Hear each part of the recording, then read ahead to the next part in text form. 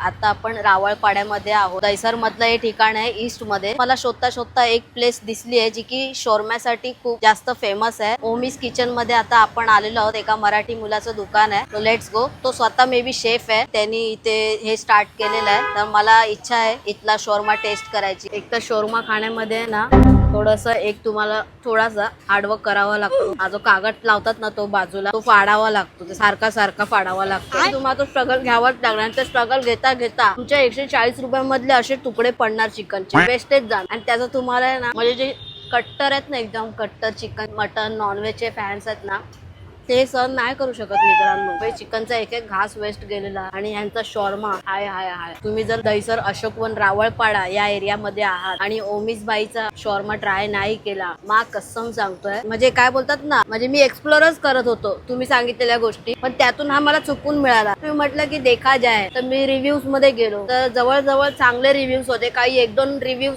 असतात जे कमेंट्स मध्ये पण येतात रिव्ह्यू द्यायला आपला. तसेच सगळीकडेच असतात ते भरकटत असतात. पृथ्वी भोवतीने असे ते फिरत असतात.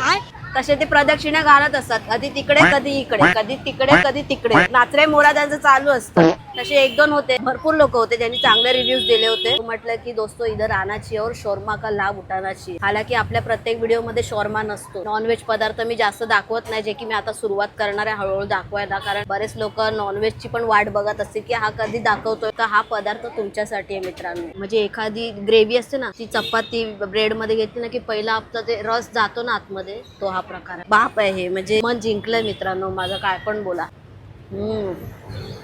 त्यांना विचारलं मी याला काय बोलतात ते म्हटले की खबूस खबूस किंवा पिठा ब्रेड पण याला बोलतात. खतरनाक भाई खतरनाक. नाद केला पण वाया नाही गेला. वातावरण खच्ची 10 पैकी 10.